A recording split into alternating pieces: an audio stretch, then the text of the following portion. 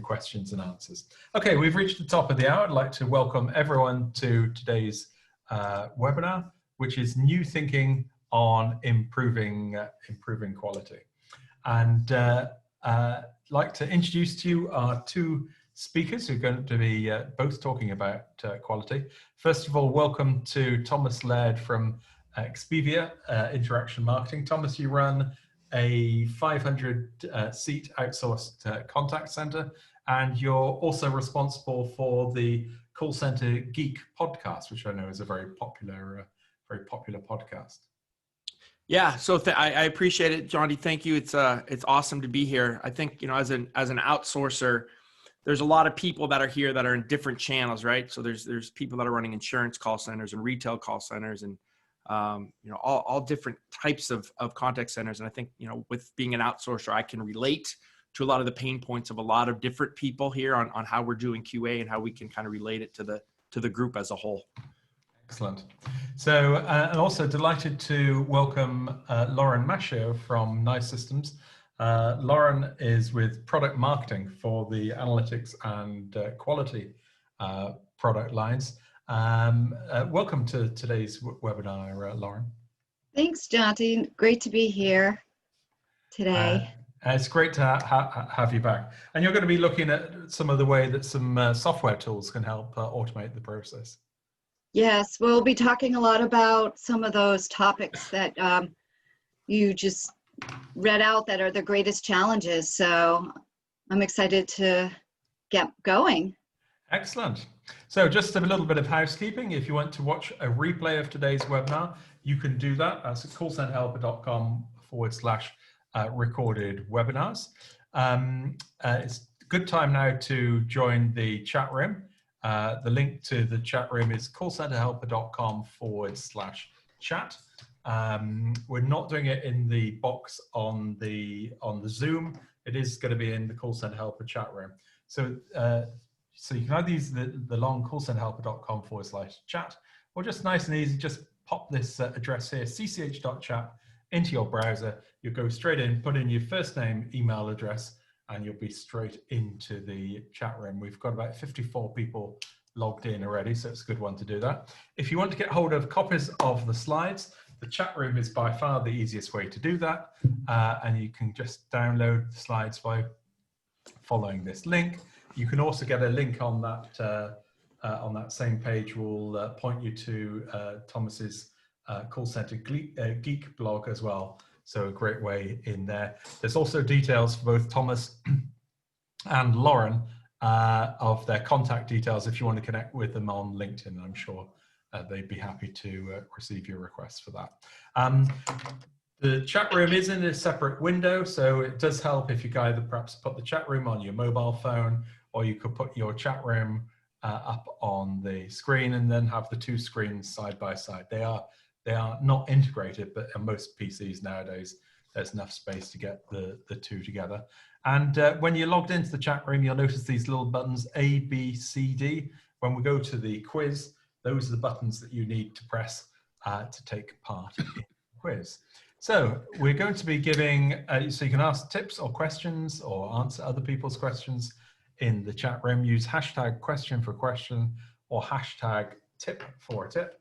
And there is a either a bottle of champagne or box of chocolates or an Amazon gift voucher for the best tip, which I will pick, and we'll draw out live at the end of today's webinar. So those are always very popular. So if you've got any tips on how to improve quality, that's the place to do it. So I think probably now is a great time to jump across to Thomas. And Thomas, if you'd like to share with us your thoughts about how to improve quality. Sure. Just let's share your presentation. So thank you and welcome everybody. And I think too, thank you for the people in the States here that kind of woke up early with us. I appreciate that, and those in the UK. So a lot of really good points that kind of came across, Jonty, from you on you know, the problem and pain points that people have with QA now. You know, one of them that kind of really resonates with me is how do we measure soft skills, right? How do we measure tone? How do we measure word usage? You know, we're not really doing that as a legacy industry. So how can we kind of evolve what we're doing? And so what I want to give is some firsthand knowledge of how we're doing it and some of the tools that we're using that kind of, I think will ham and egg, I guess, really well with Lauren and with her presentation on some of the, getting deeper into the software pieces of it. But this is kind of what the end results of what you can do with rethinking the quality. So we all talk about when I consult, and that's kind of another business that we have is I go to a lot of centers that I talk to the on-floor managers and they say, hey, we're doing everything right? Our service levels look really good. We have an 80-20 SLA. We're hitting it every day. After call work, our talk time's really good. We just did our first rollout of self-service. So we've knocked down about 10% of our calls and it's looking really good there. But they'll also say, yeah, and our quality is pretty good too. Most of the time we're like an 80 out of 100. Or I'll have the executives say, hey, our CSAT and our NPS just aren't where they need to be. And there's this disconnect, right, of these legacy metrics that we've been using compared to what we need to be looking at today, which is the entire customer journey. And with that to focus on today is the rep piece of that journey. And talking about their soft skills, talking about their tone, talking about their word usage, which then correlates to that customer experience. It's great that we can hit metrics, but even when we hit metrics, that experience might not be there for the customer, depending on what the rep does or what that other experience is. So, we see this still today, right? And this is kind of the evolution now of our industry, but most managers and most of you guys that are out there, you're benchmarking your centers on efficiency first methodologies, right? You're looking at SLAs, you're looking at handle time, you're looking at ASAs. Every RFP that we get into my BPO, just talks about this stuff, very little on sentiment, which we're going to get into. But it talks about these hardcore metrics that everyone's been very comfortable with for for many, many years.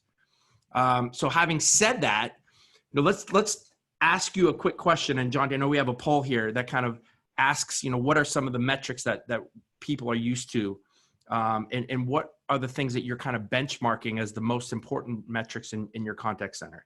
I think this will be really interesting, and then we can kind of continue this discussion with how we can evolve that.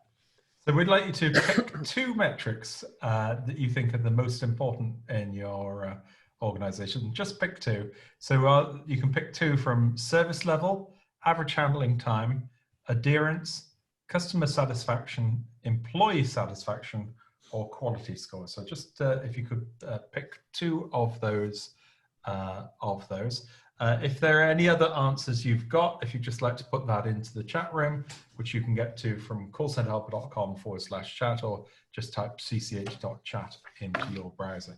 I think we've got most people have voted here. I'm just going to share the results. We've got a sample size of 115 on the voting. So I'm just going to share the results. Well, quite interestingly, quality scores didn't make it as one of the top one, since we're doing a webinar on quality. I think I would have expected that to be a little higher. So the top result, customer satisfaction, most important metric, followed by service level, then quality scores.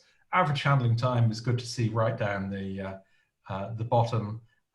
Surprisingly low employee satisfaction, only 23%, and adherence 14%. So some of those are probably a bit lower, Thomas, than I would have expected.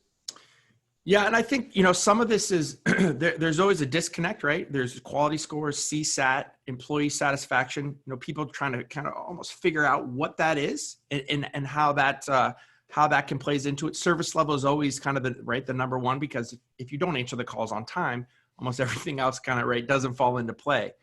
But there is some customer satisfaction and employee satisfaction and quality. I think what we're going to talk about is kind of melding those together to really get a number that kind of tells really what's going on in your contact center. So to kind of continue that, and that poll is great. That kind of frames a lot of kind of, I think, what we want to talk about here.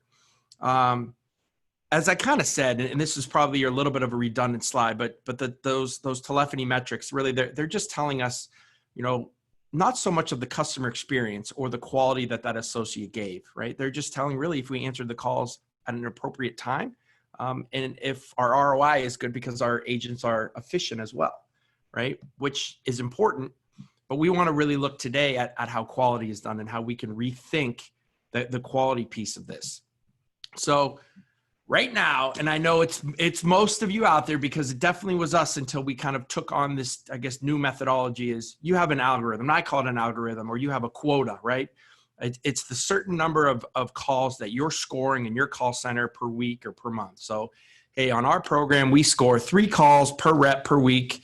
And, you know, they have to be at an 80% or higher, or then there's an action plan or something happens with that, right?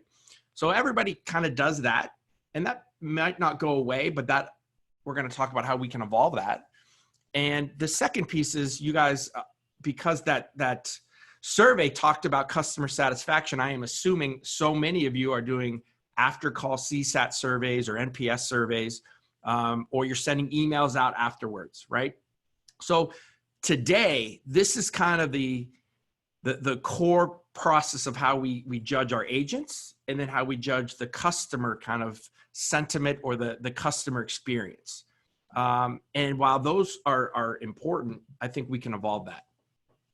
So the problems with this, right, is this old school algorithm or quota system is you're listening to less than 1% of your customer interactions. And I'm going to say interactions, right? So it's not just your calls, right? Because the tools that we have today can do quality and can check email, can check chat, can check your voice calls, right? So a lot of you are doing a very poor job on email because it's a pain, because I know it, right? I've been in that world. A lot of you are also struggling with really reconciling chat and what is being said on chat. So that's a big problem. The other problem is when you listen to calls and you have that quota system, there's a lot of calls that you can't even score, right? So a customer that's calling on a non-qualified, some type of non-qualified caller, or a call that really, they just had a quick question, so you really can't even get a full score on. So you're losing some of those. And then the third part with your QA departments, because we all do this, is right, you're kind of finding that needle in a haystack. You're trying to find a teachable moment, or you're trying to find something that's going on with the customer that you can kind of report back on, right? So a ton of things can be going on over here on the right, but you maybe just be listening to a couple things here on the left and have no idea what's going on. So it's a very inefficient method, right? It's a step that we all need to take because we're all need to start to listen, but there's a better way to do things now. And I want to kind of get into some of this because it kind of gets me pretty fired up with it. But the last piece of this, of how we're doing things now too, is your CSAT and your NPS. I'm one of the, probably a call center outsider that is actually anti CSAT scores and NPS. And I've become more and more as we've gone on with this. And the only reason is that I'm seeing that only the really happy people, right? The people that had a really good experience, and that experience might just be that they got a refund, right? They might have had a difficult experience with the rep, but they got their end result. So they're really either really happy or they're really irritated with what happened. And again, the rep could have gave a great experience, but the end result that the customer had wasn't happy. So they go on and they hammer you for your CSAT or your NPS, or they say, hey, that rep did a poor job. The other thing that I find very frustrating with CSAT and NPS as a kind of a core platform is that there's very little feedback to actually fix the issues, right? So we might give negative scores, but we don't really know the whole journey or what can we actually fix. So today's quality programs fix all this. So there's my John C. Riley guy, right? That when I was doing our pre-call, John T. wasn't sure if we should have this in here or not, but now I think it's good, right? About halfway through the slide. So what should we do, right? How should we monitor? How should we do QA? And what we need to do, and what we have done here, is we've evolved our QA with the technology of today, right? We're rethinking the metrics that are actually mattering, right? And we're actually bringing in new metrics and new kind of, I don't say theories, but new ways to look at things. And one of them is to focus less on a rep QA score, right? That is a subjective score that someone in a back office scored, and maybe there's an argument over. And we want to focus more on agent sentiment scoring. We're going to talk about sentiment here. So what is agent sentiment? What is customer sentiment? Why is it important? So when Jonty was going through what the biggest issues were here, the one that kind of stood out to me was, how do we measure soft skills, right? How do we measure tone? How do we measure word usage? How do we measure if a rep is being short on a call, if they're engaging, right? All those things, again, were very subjective, and a lot of times we weren't.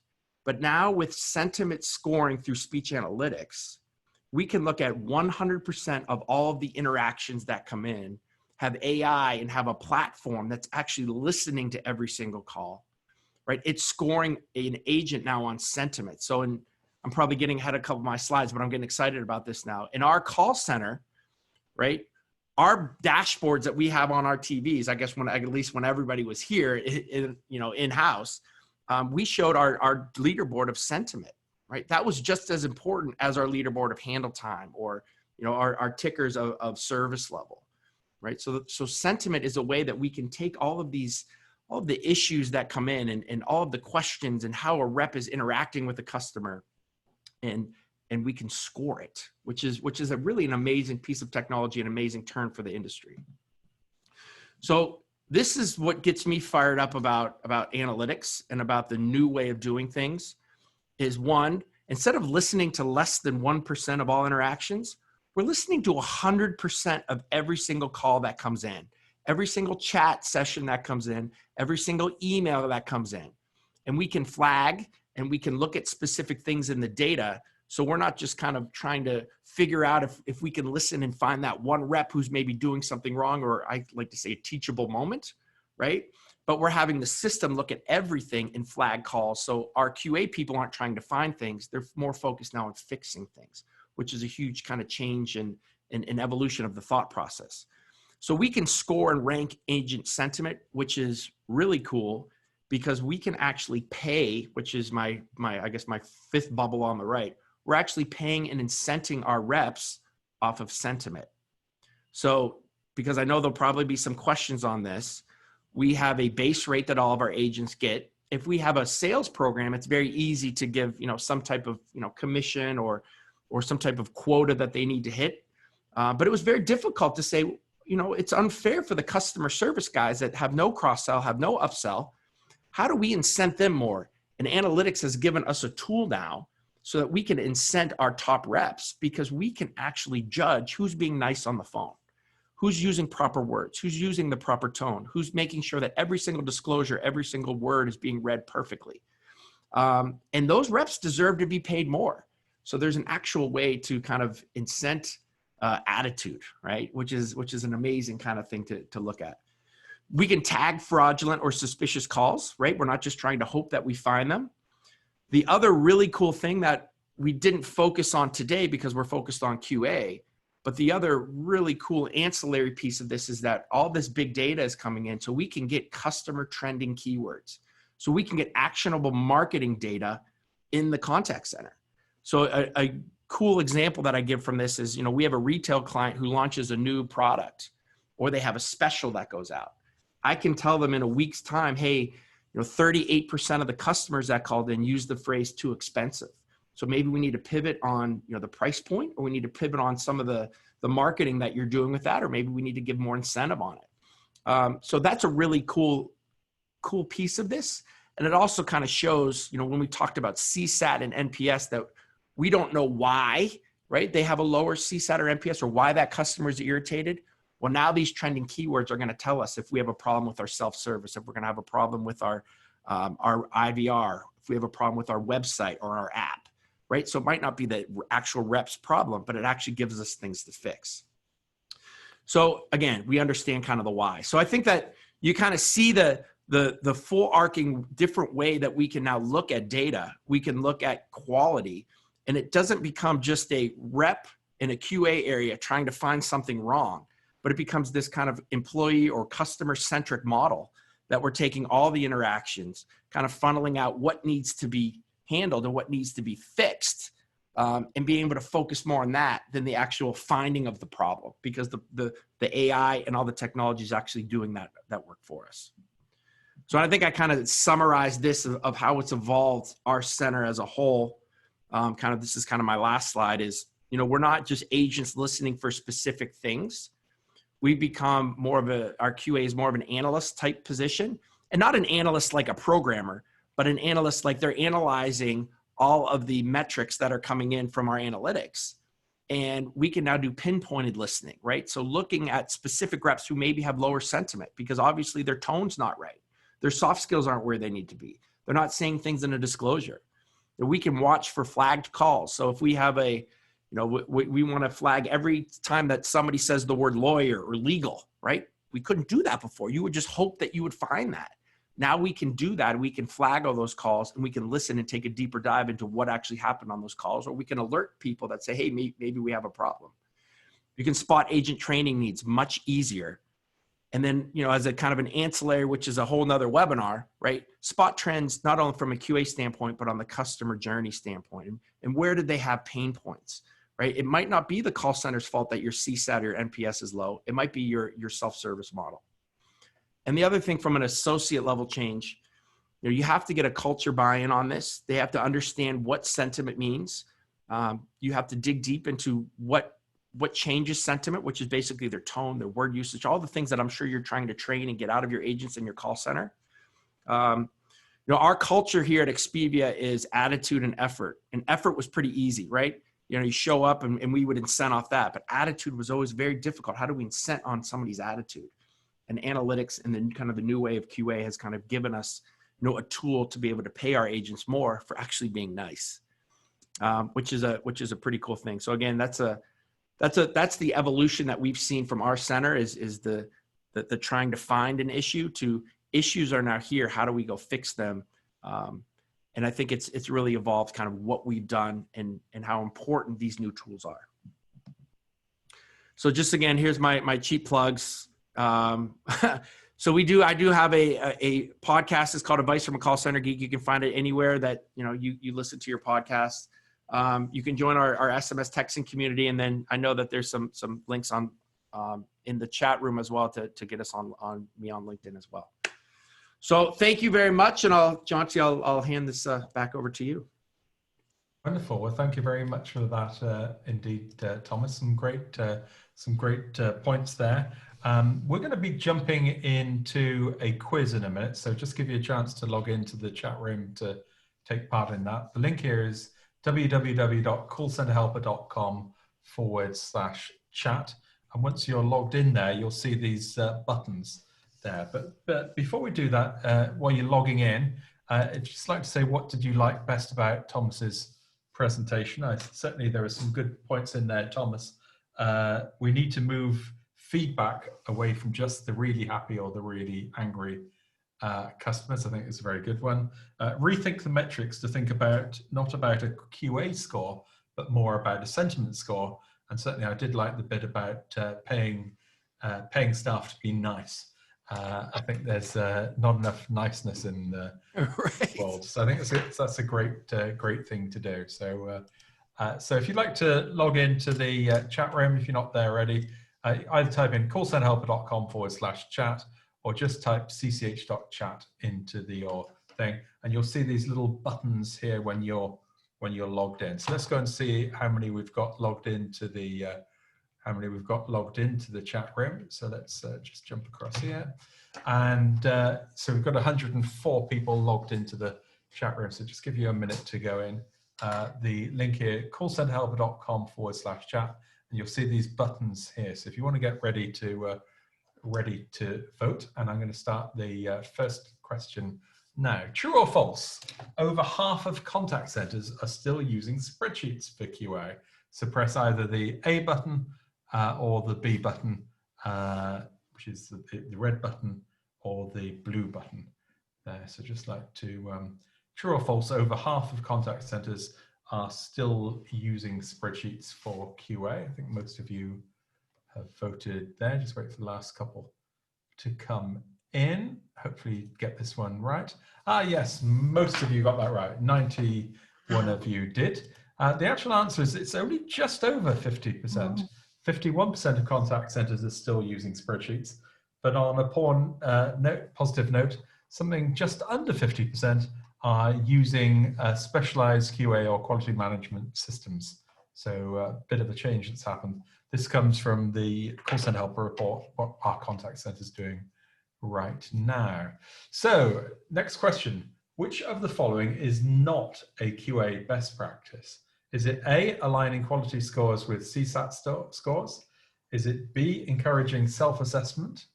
Is it C, holding quality calibration sessions? Or is it D, using the same scorecard across all channels? So just like to vote on that. A, B, C, or D. So this is the one, which of the following is not a QA best practice? Aligning quality scores with CSAT scores, A. B, encouraging self-assessment. C, holding quality calibration sessions, or using the same scorecard across all channels. Well, I think most of you got that right as well. Using the same scorecard across all channels. Article in Call Center Helper, Martin Duke says, no, please do not do this. There are different rules of engagement across different channels, as the conversation from one channel to the next is completely different. So it's important to have differentiation there. Okay, what percentage of contact centers evaluate more than 10% of their contacts for quality purposes?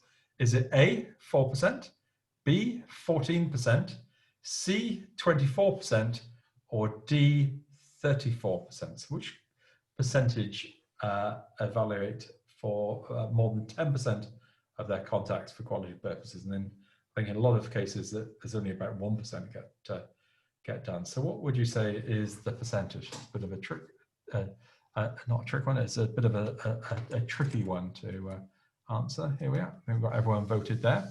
And oh, interesting, most of you got the wrong answer. It is surprising, it is 14%.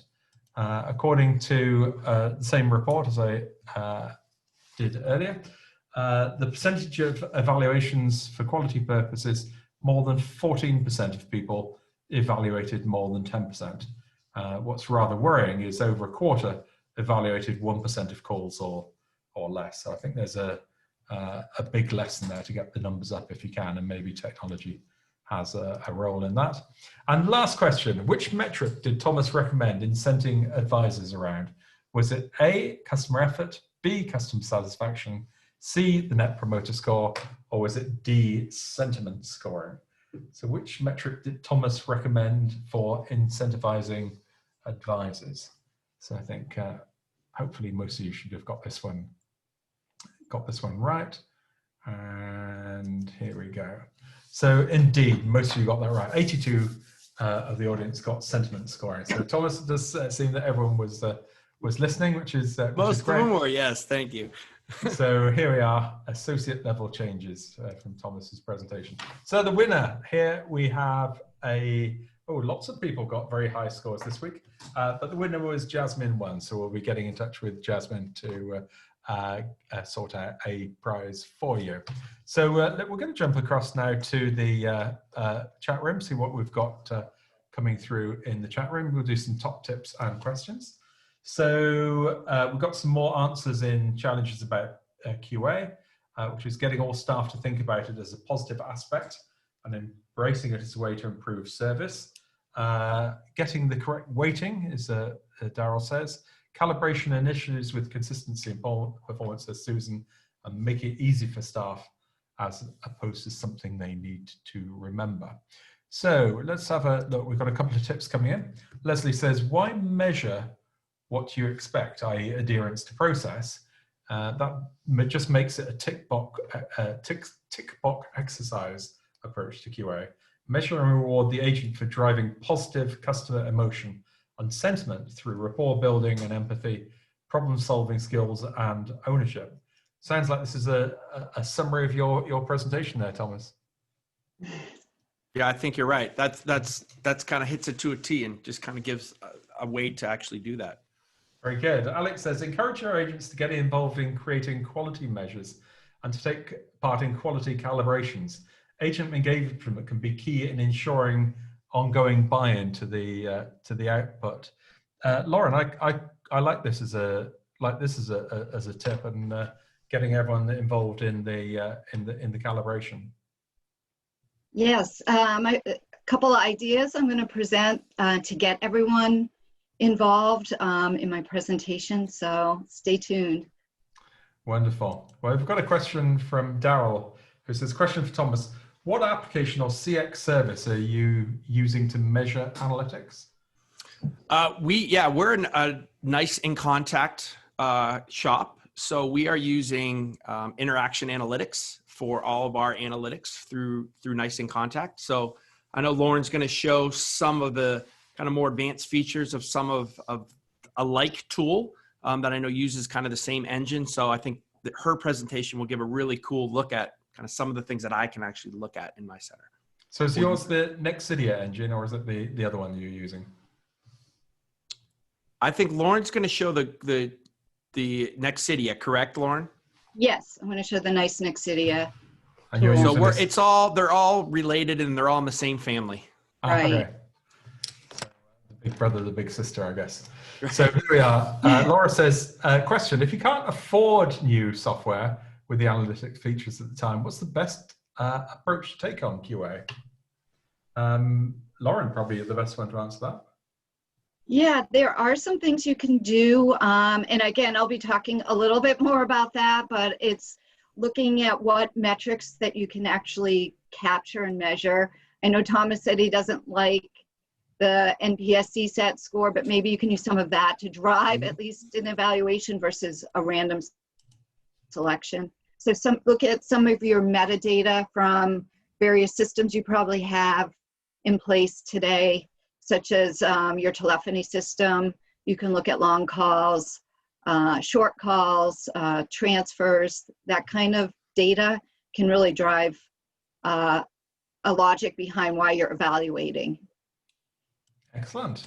We've got a question in from Sarah, and Thomas, you probably could give an answer to this one. How do you account for uncontrollable factors in client sentiment or satisfaction? I guess uncontrollable factors are always things like, I often say it on QA, did the customer, did you take the customer through security? And if they just phoned up and wanted the opening hours, that wasn't appropriate to take them through security. Right. So how do you account for those uncontrollable factors when it comes to sentiment? Well, the cool thing is the analytic piece can give us, what we don't know, right, is one piece.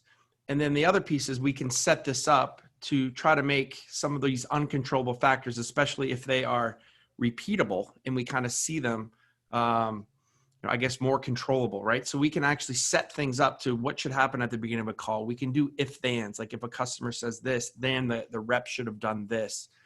So there's some of those pieces. The other thing is, this is all done on transcription, right? So, sometimes the transcription might be a little bit off, and the tools allow us to kind of go in there and change where if there's a word that it keeps saying as, it thinks it's a the when it's an and, right? That's a horrible example that I'm giving, but you kind of see the difference that we can actually go in and say, hey, if this word is said, it's actually this. So to try to, get as much as we possibly can this down to it takes some work, right? It takes a little bit of work to make sure that we're kind of going through some of that stuff. But, once you kind of build it out, you can really limit a lot of these, kind of crazy off the wall factors that may happen.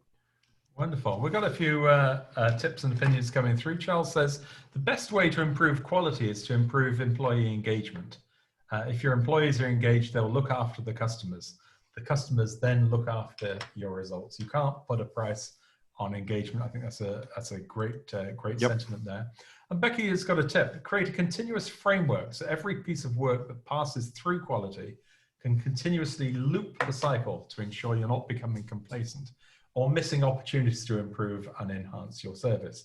I personally use identify, measure, document, and support as my four quadrants. I wonder if there's some sort of an acronym you can, some pattern you can spell out from there. So, so Lauren, identify, measure, document, support. They seems a very good approach to having this as quadrants. Yeah, and that is a great best practice to do that because we find that it's not, you go through a cycle once and then you have to tweak it it's not always a perfect science. You need to look at and isolate certain behaviors, make changes to them, make changes to your process, and then test it and report on it to see if it actually works, and then make adjustments for there. So pilot programs, are a great way to do that. Also use this methodology. Great tip. Excellent. We've got a lot of great tips coming through. We're just going to take a couple more before we do Lauren's presentation. Francis says, do a deep dive of non-result calls to create a CQ grid to capitalize on missed opportunities. I think deep dives are a great one of ones that didn't get the result you were expecting. Gives you a lot of insight. And Amy says, we follow a risk-based approach for the number of calls to validate per advisor per month based on the advisor's failure rate. This enables us to be more flexible and focus in the right places. Thomas, I've certainly seen quality scoring done on a sort of traffic light, red, amber, green, that people who do really well, they get evaluated less. People who are struggling get extra support, more listening to, more guidance. How do you feel about that? Yeah, I mean, that's kind of the human nature, right? And we all have resources that are scarce. So we need to, place resources where they think. I just, you have to be careful of the complacency. It's very difficult. Again, we have found too, when we're just doing kind of the needle in the haystack, that, depending on the amount of calls, it really changed what the scores were, right? So if we're only doing 3 or 4 calls per week, but then, we go on a rep and we do 10 calls, and we actually found out that, it really wasn't that bad. that rep was actually doing a pretty good job, but it was just kind of that small sample size. So that's just another thing you have to be careful of when you're kind of looking at how many calls you're listening to get a real percentage. Indeed. Well, that's probably a good time now to jump across to Lauren. And Lauren, you can take us through some of the ways that technology can help us to improve, Okay, quality. let me see if I can get my presentation. There we are. Just if you want to go full screen. Got it? Can you see? There we are. All right. Perfect. So, all right. Thanks. That was a great setup, Thomas, for my presentation. So why are we thinking about a new way of doing quality? And I think we talked a little bit about that. With the pandemic, everyone went home, and what we talked about, maybe 1% of all interactions being evaluated for quality. We found during the pandemic, it was actually became less. And the reason is because there was a spike in call volume and less resources. A lot of the quality team members were asked to contribute and get back on the phones and help with some of those calls. So there were less evaluations. And it was sort of a cascading effect as to what happened to the quality program. So, and also going home, you have less visibility into what your advisors are doing. So the supervisors all of a sudden couldn't just walk by their office and give them in the moment training. We really have to rethink the way we're doing quality. And those quality programs that were manual or that were looking at agent quotas, certain number of interactions being evaluated per month, actually started to, they weren't agile enough. They weren't ready and able to adapt to the changes that were taking place in the environment. So let's look at what hasn't changed. What hasn't changed are that advisors are really still critical to ensuring customer satisfaction. So if your number one goal is to increase customer satisfaction, which we saw in that survey, your advisors are really key to helping that. And that was very low on the survey. So there's some sort of disconnect there. That we know that engaged advisors or employees in general are more likely to stay within their organization. And they're also more likely to feel extremely empowered to resolve customer issues. So if they're engaged, and this data is from Gallup, so there is a connection there. And what we came up with, really, how do we move forward from here? We came up with a best practices for it in 3 steps. So as Thomas mentioned, it's really, the goal is to get to using your tools, to using sentiment and to auto score and that analytics driven quality program. But the issue is with a lot of organizations, they just can't say, all right, one day I'm doing 3 interaction evaluations per agent per month to moving on to that sentiment driven quality program or scoring. And it seems too big a project or too disruptive. So there is a way to step into that and to take on more and more and really have a goal of moving into a leading edge program. So this is really designed to increase employee as well as customer satisfaction. Step 1 of this, I'd like to equate it. I know summer's gone, but we're equating it with learning how to swim. So maybe it's still warm in your area, and you can recall this from the summer. But step 1 is more like dipping your toe in the water, getting used to doing that analytics-driven quality program by taking some of those random or quota-based evaluations and finding that metric that you can identify or a repeatable behavior that you want to change. So what you would do is look for like a CSAT score or a long call. Use something within your either CTI system, a metadata point that you can bring in your quality system, or even analytics, and to drive that performance. So for example, here, there's a supervisor and agent dashboard where that supervisor's really, they're looking at customer satisfaction, and they're using the data point as escalations to, which again can be tracked in using metadata or even analytics to associate it with customer satisfaction, doing some coaching around it, and then seeing where that metric lands after that happens. So it's really a 360 approach to quality. You're looking at associating a metric with a quality score with an action that you need to take, which is coaching, and then how did the metric end up doing? So it's great to look at a pilot program because not everyone can correlate all these things together, the cause and effect. So a lot of organizations will stay in step 1 for quite a while until they can get to the next step. So the next step is what we call the learning how to swim step, or the dog, you're just learning, you're doing the doggy paddle is what we call it. And here we're really gonna expand that metric driven approach. So we're gonna take on other metrics. Instead of using, let's say, 5 interactions per agent per month, we'll supplement it with more of an analytics-driven evaluation and quality approach. You're going to start using your analytics to score and have that aggregate to a dashboard within your quality solution. So here we're using an analytics approach to this aggregation. And we're showing that there's verification issues, whether they happened or they didn't. You can very easily turn on speech analytics to determine whether something was said or not said, and score that automatically to your dashboard, removing that metric from your evaluation form, saving a lot of time.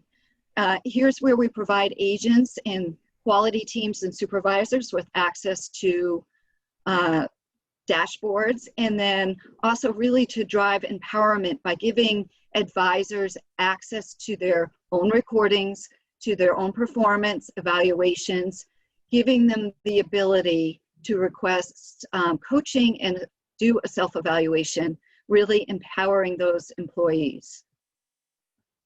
So let's look at, here's an example of how we're automatically suggesting an answer to an evaluation form question.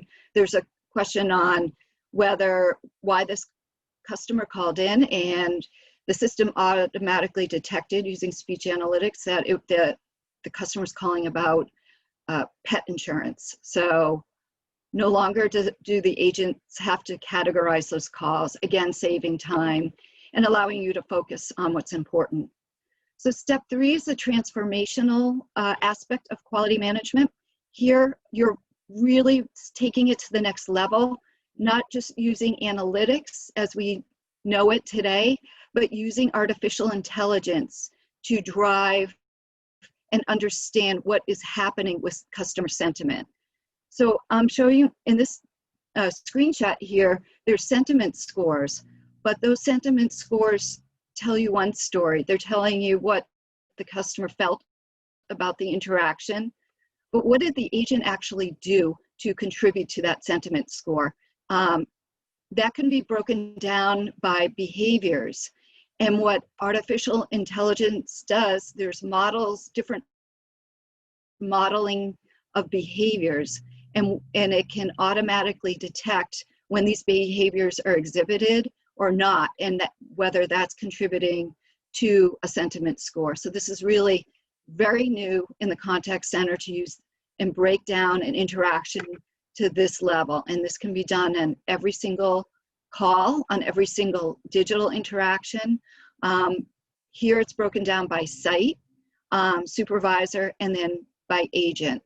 With that, you can really get to those teachable, coachable moments as examples and automate that all the way through to delivery and reporting. So how do you know where you stand on this quality journey or this maturity model, and if you're even ready for the next step? Let's look first at a summary of this. The transactional focus is where the targeted monitoring is. Ask yourself some of these questions. Can you identify those meaningful interactions? Do you have a plan? Can you identify who will benefit from them, who the stakeholders are, and get them involved early in the process? So from the next step, kind of provides a more influential within the organization and a higher impact on the organization. You're really using 100% quality monitoring, delivering an unbiased quality process to the organization, being able to get at those root cause of why interactions are going well or not well, and being able to assess it from there. And the third is the organizational focus. That's the transformational quality, where you really are redefining customer experience for the entire organization. You need to have people trust in the process and direction that you're going. So we really recommend that you get different people from the organization involved and be able to articulate an ROI to those key stakeholders. It's really important to have a steering committee because this is an ongoing exercise. There's going to be constant improvements and changes within your organization. It really will have, like I said, a broader impact on your organization. So I think we have a poll question right now here. Yeah, so where are you on your quality? Yeah, go ahead. Yeah, so we're asking the question of where are you on the quality journey? Would you say you're in the transactional focus, targeted quality monitoring? Would you say the trend focus, which is metric-driven quality monitoring? Or would you say you're in the organizational focus, which is transformational quality? So where would you put yourself on that quality journey? I'd just like to vote on that. We've got about half the people in so far, so I'll just allow you a little bit more time to pull that in. I think we've got most of the results there, and I'm just going to share the results. So Lauren, perhaps not surprisingly, we've got a lot of people at the transactional focus end, but it's quite reassuring to see that over half of the organization are either on the trend or the organizational focus. Yeah, I'm not surprised based on the numbers that you showed earlier with the organizations that are using analytics. So that would make sense to me. It's right in line with whether you're using a spreadsheet, analytics, or even something more in addition to it, which is the organizational focus. So one thing about that transformational quality I wanted to add, because there were are a lot of questions about calibration, is when you're automatically looking at behaviors and the system is scoring behaviors for you, automatically those calibration sessions really are a different conversation. First of all, you probably don't need as many, but when you do have them, you're no longer talking about trying to interpret what the call or the interaction was about and scoring it, but what to do about it. So because the system scored it, how are we going to improve? And I think that's a very good use of time. So just to kind of go through the last slide here, which isn't, so there's really three key areas of improving the customer and employee experience that we spoke about. First is using interaction analytics, which is very good at detecting spoken speech events or digital event, kind of those discrete events, we call them. So whether something happened or didn't based on the spoken or written word. The second is machine learning, which is more predictive and interpretive on agent soft skills, which we know are very, very difficult to do. I think that came through as one of the challenges. And then finally, what do you do with all that scoring from the machine learning and the analytics, bringing it in and being able to operationalize it in quality management is really a key to being successful, being able to look at all the stakeholders having a dashboard or having information and knowing how to act on that information. So that is it for me. And I went through this very, very quickly. So we have some white papers. I encourage you to download some in the resources with the links here and on our website. So thank you very much. Thank you very much for that indeed, Lauren. Some great stuff there. Am I on mute? Hopefully not. No. Okay, good. So just a quick poll. If you'd like to see a demonstration of the nice contact center solutions, the analytics solutions can help improve quality. I'd just like to put that into the box. I certainly like, Lauren, some of the things you were talking about. Quality is like learning to swim. You need to dip your toe in the water by doing a pilot program.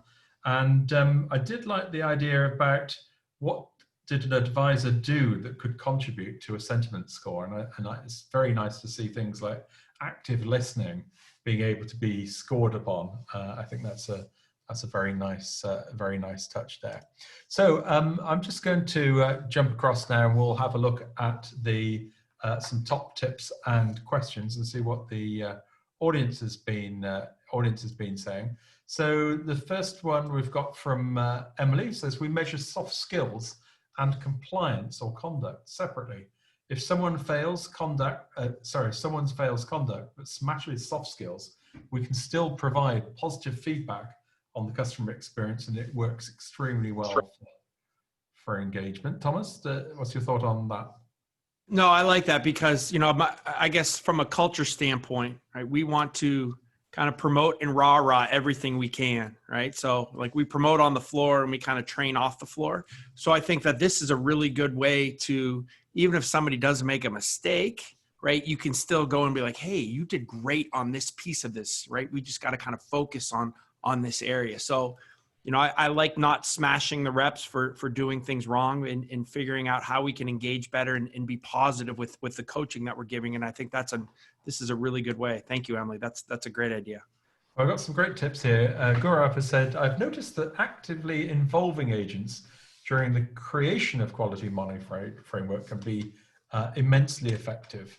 It will not only onboard the agents with an idea of quality monitoring, but also makes them feel engaged, empowered, and aligned with the customer service goals. I guess that's something you could do almost to design a scorecard with people during the induction process, albeit maybe it. Yeah, and just John, let me add to that. I love that idea. And the other thing that we do too that I think can be a tip is we call our management trainees kind of our team leads, and they rotate in our QA area, right? So before they can come out on the floor as a supervisor, they have to go spend time, and it's a couple weeks to a month in QA so that they kind of understand the process of all that too. So I think, you know, however you can engage that call center floor with that process is a really important piece. I think it's a wonderful idea. Laura says having a calibration session with your QA coaches and supervisors is crucial. Lauren, what I might think is terrible behavior might be perceived as great service to someone else. You need to have a calibration section so that all persons doing QA are on the same page, so scoring is fair and the agents know what to expect. Calibration, Lauren, seems to be a common theme there. It is, yeah. Calibration is, I know a lot of QA teams spend a lot of time on that calibration process. And another customer of ours had a really good process where they would have calibration with different groups, not just the coaches, but the operations team and then senior management with the agents. They went through this whole process, and it really developed, it really got everyone involved in the quality and bought into the quality program by doing that. It took a little extra time, but it was great. And I think that this is a great tip, Laura. Here's a great one from Max. We're starting only to score on things that impact on the customer experience. Procedures still get reported on, but don't affect the agent score. I think that's a great thing. Net Promoter Score, I don't particularly like, because it's like you can do really well, but if the company puts its prices up, those scores are gonna drop beyond what the advisor can do. Kieran has said, select a theme of the month for each agent based on their call recordings. It could be a soft skill, pitch, tone, empathy, or it might be technical, the information provided, system use.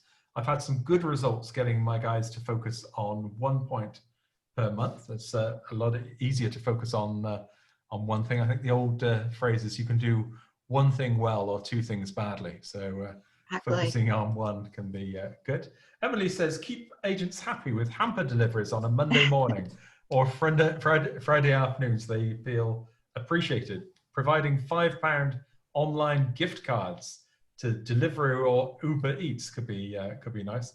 Obviously not something you can do every week, but work from home in a call center is so hard. And it'd be the small things your company does that will ensure retention and happiness. Love that. I love that. The only one you got to watch now is if people are working from home, they're going to have to put the caller on hold while they get to the door, unless there's some other solution to that one. That's no different from one call center that put callers on hold because the donut trolley had come round. Sarah said, measure client satisfaction in two ways, both the point of interaction and the NPS score, which is an annual score. James said, I started creating a framework scorecard in Excel, which is now built in on the back end of our software platform. But we have much of my analysis is still on Excel. And we've got a final tip in from Emily. I think Emily's trying to win the prize. Try to engage your team, provide incentives for when they are working well. You have to try and build a really good team vibe. I wouldn't disagree with that. It could be that they're scared to give you feedback. So maybe try to have a champion in the team who they feel comfortable in giving it to. That's a very good idea. And that's what we do here, at least, and the feedback is always very positive. So unfortunately, we've reached the top of the hour. In one or two words, what did you like best about today's webinar? We promised you the winning tip, and the winning tip comes in from Scott. And Scott says, be sure to add positive comments into the feedback, not just the opportunities. So accentuate the positive, as the old song goes there, which I think is great. We've got a little survey when you leave. It's only 4 questions long if you'd like to fill that in.